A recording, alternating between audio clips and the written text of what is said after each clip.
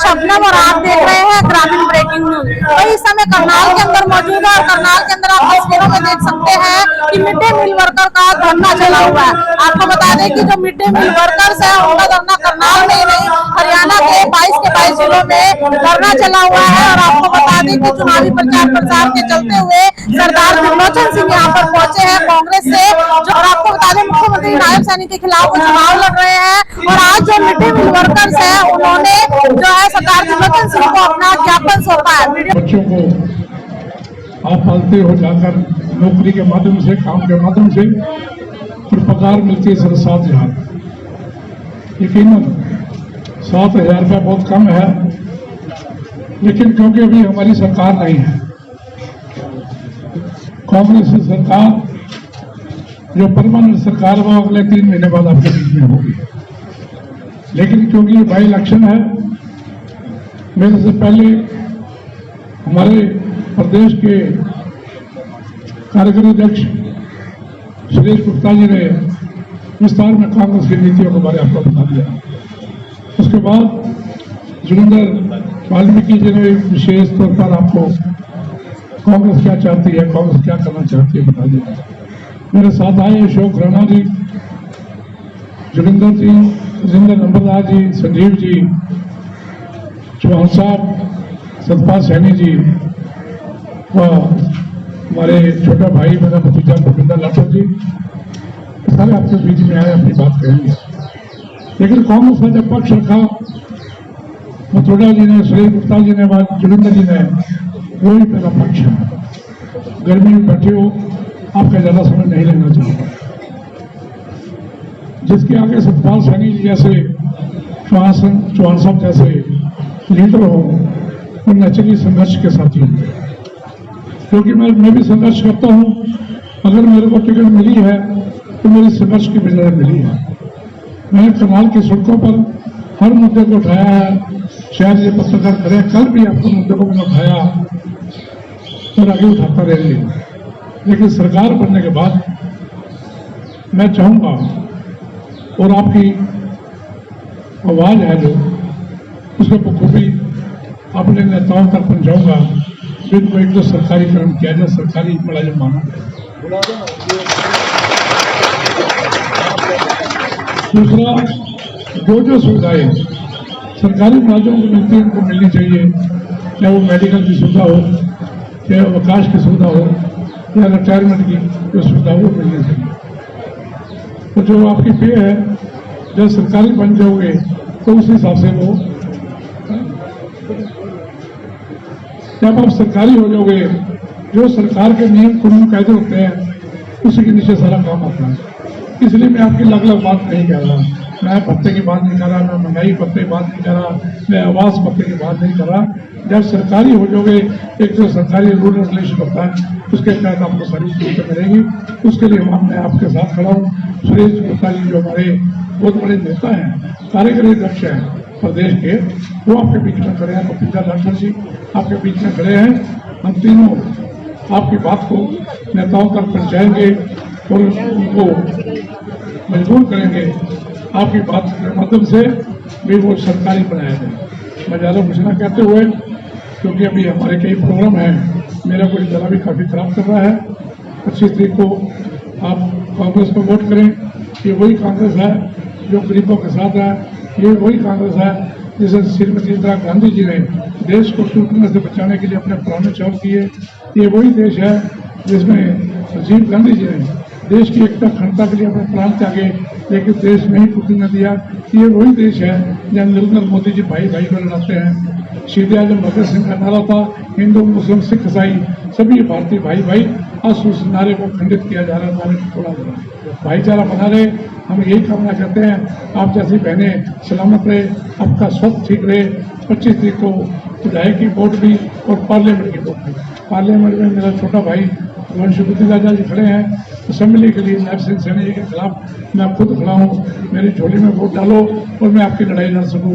धन्यवाद। जहाँ माँ को रानी की तरह, देवी की तरह पूजा जाता है, बहन को साक्षात देवी की तरह, लक्ष्मी की तरह पूजा जाता है। और ये बेगैरत लोग, बुरा ना मानना ऐसे शब्द का इस्तेमाल करना पड़ रहा है, क्योंकि हमारी बहन, हमारी बेटी, हमारी बुआ के ऊपर लाठी बांधी जा रही है। आज उसके लिए आपके बीच में प्रार्थना करने आए हैं। आपका देश शीश झुका के स्वीकार कर रहे हैं और जो इससे बेस्ट हो पाएगा चाहिए तो सुहाया करके देंगे, नहीं इसमें तो कम से कम आज निर्णय देंगे, आपको वादा करते हैं। फिर भी कोई ऐसा शब्द किसी के प्रति कोई आपके बेटे के आपके भाई से मुंह से गलत निकल गया हो तो हाथ जोड़ के माफी भी मांगता हूं और ये विश्वास दिलाता हूं कि आप और हम तो फिर बीच में रहने वाले लोग हैं। कोई कान पकड़ के बुलाओगे तो मैंने न्यूज समझ आ जाएगा मेरी बहन ने, मेरी बुआ ने, मेरी माँ, चाची, ताई ने बुलाया है।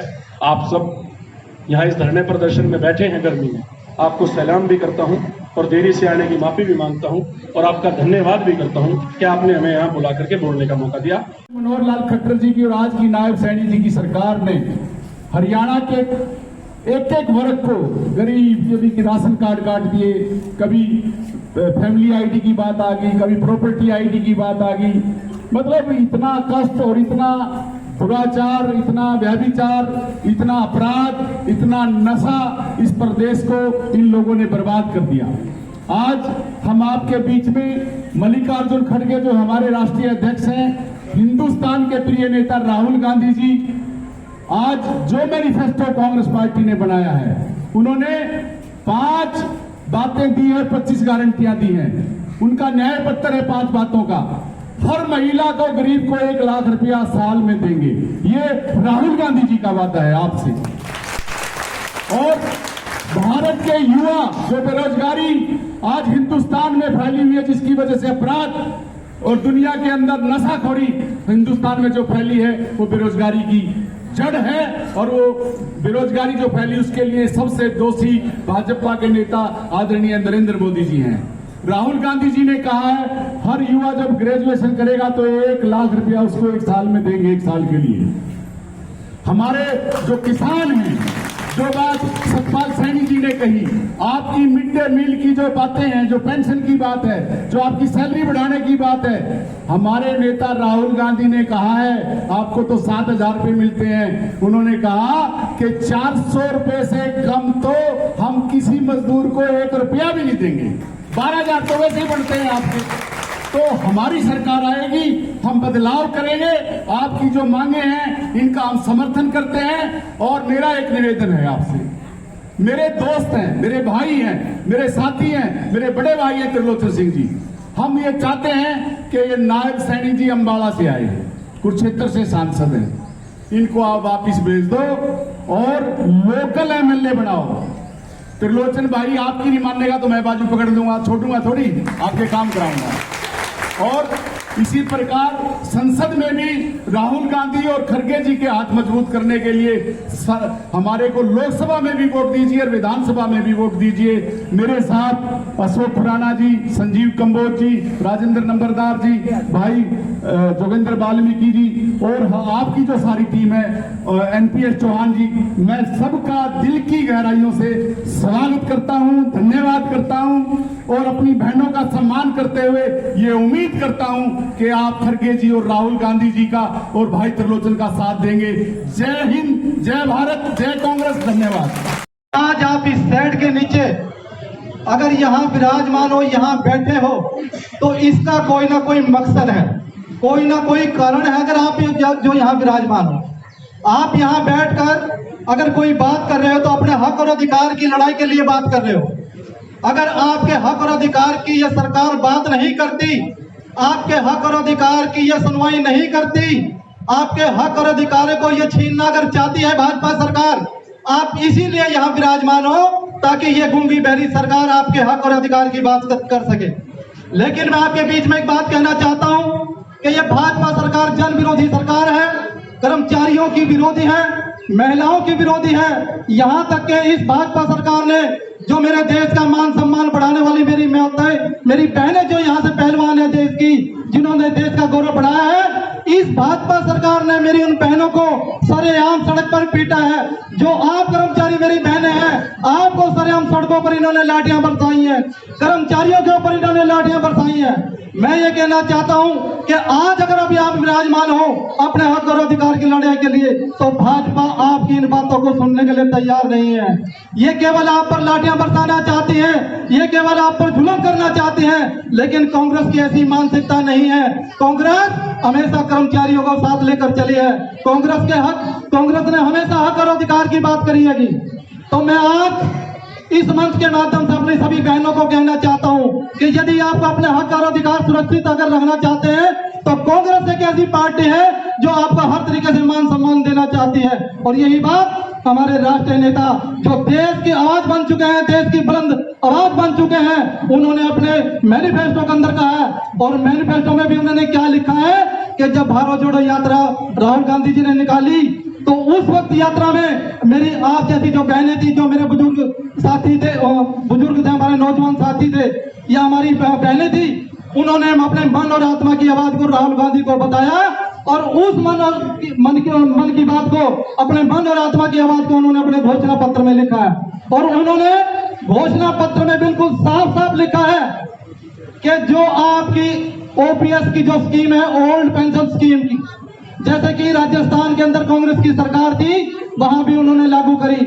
हिमाचल के अंदर जब कांग्रेस की सरकार थी, वहां लागू करा। तो इसी प्रकार अगर आप हरियाणा के अंदर भी ओल्ड पेंशन स्कीम लागू करना अगर चाहते हैं, राहुल गांधी जी ने यह कहा कि देश के अंदर से जो कच्चे कर्मचारियों की जो बात और जो चिट्ठी निकालकर इस भाजपा सरकार ने रखी है, कांग्रेस इस बात को बिल्कुल भी बर्दाश्त नहीं करेगी। और जितने भी देश के अंदर मेरे कच्चे कर्मचारी हैं, उनको पक्का करके स्थायी कर्मचारियों को काम देने का काम करेगी। तो मैं ये कहना चाहता हूं कि आपकी एक एक वोट इस करनाल की दशा और दिशा बदलने वाली है, इस देश और प्रदेश की दशा और दिशा बदलने वाली है। आपका एक एक कदम, आपकी एक एक आवाज, एक एक वोट, यहां से मनोहर लाल खट्टर ने, जिसने आपको जितना बड़ा धोखा दिया है, आपको 2014 के अंदर एक उम्मीद जागी थी कि मनोहर लाल खट्टर को यहां से अपने वोट देकर विधायक बनाया और आपकी वोट से वो मुख्यमंत्री बना। यह भी सच्चाई है। अगर आप यहां उसको वोट ना देते तो मनोहर लाल खट्टर यहां से विधायक ना बनता, मुख्यमंत्री ना बनता। मुख्यमंत्री आपने इसलिए बनाया था कि करनाल का मान सम्मान बढ़ेगा। और ये आपका सौभाग्य और करनाल का सौभाग्य था कि हमारे करनाल का विधायक हरियाणा का मुख्यमंत्री बना। और इसलिए बना था कि ताकि करनाल के अंदर हमारे बच्चों को रोजगार मिलेगा, हमारी माताओं का, बहनों का मान सम्मान बढ़ेगा और करनाल के अंदर विकास कार्य होंगे। लेकिन इस खट्टर ने करनाल का दुर्भाग्य बदल कर रख दिया। हमारी बहनों का जो भविष्य था उसको धूमिल करने का काम किया है। तो मैं ज्यादा ना कहते हुए मैं आपसे हाथ जोड़कर प्रार्थना करना चाहता हूं कि इस वोट के महाकुंभ के अंदर एक एक वोट, अपनी कीमती वोट, अपना हिसाब चुकता करने के लिए जो मनोहर लाल खट्टर ने जो 9.5 साल आप पर जुल्म किए हैं, आपने उसका इस वोट के माध्यम से बदला भी लेना है और हिसाब भी चुकाना है। मैं इस मंच के माध्यम से कहना चाहता हूं। तो मैं ये कहना चाहता हूं, जो यहाँ से मुख्यमंत्री के खिलाफ आदरणीय भाई अपना त्रिलोचन जी जो चुनाव लड़ रहे हैं, ये हमारे करनाल के रहने वाले हैं। आप किसी भी तरीके से इनकी चौखट पर जाकर, इनके घर के दरवाजे पर जाकर, इनके घर का दरवाजा खटखटाकर अपने हक और अधिकार की बात कर सकते हैं। लेकिन यहाँ से नायब सिंह सैनी को आप कहीं ढूंढोगे नहीं, अब 1 महीने के बाद भी ढूंढना नहीं मिलेगा बिल्कुल भी। तो इसलिए बड़ा सोच समझकर कदम उठाना। तो मेरी बहनों को मैं प्रार्थना करना चाहता हूं, 25 मई के महाकुंभ के अंदर अपना हिसाब चुकता करने के लिए कांग्रेस के पक्ष में वोट करें। जय हिंद, जय भारत। तो आपने देखा मिड डे मील वर्कर्स ने जो है सरदार त्रिलोचन सिंह को अपना मांग पत्र सौंपा, ज्ञापन सौंपा। और आपको बता दें कि विधानसभा से सरदार त्रिलोचन सिंह जो है चुनाव लड़ रहे हैं, जिसके चलते चुनावी प्रचार प्रसार के लिए यहाँ पर पहुंचे थे। और आपको बता दें जो मिड डे मील वर्कर्स है वो लगातार जो है अपना धरना प्रदर्शन चलाती रहती है, लगातार जो है सड़कों पर भी उतरती है, लंबे समय से धरना प्रदर्शन करती रहती है मिड डे मील्स वर्कर्स। और आज जो है mid day meals workers Karnal में धरना प्रदर्शन कर रही है। और करनाल के साथ साथ 22 के 22 हरियाणा के जिलों में जो है धरना प्रदर्शन चल रहा है। इसके चलते आज जो है सरदार त्रिलोचन सिंह यहाँ पर पहुंचे हैं, उनके साथ जो है कांग्रेस के कार्यकर्ता भी यहाँ पर पहुंचे हैं। और जो मिड डे मील्स वर्कर्स है उन्होंने अपना मांग पत्र सरदार त्रिलोचन सिंह को दिया। वीडियो को शेयर भी जरूर करते रहिए। इसी के साथ जय हिंद, जय भारत।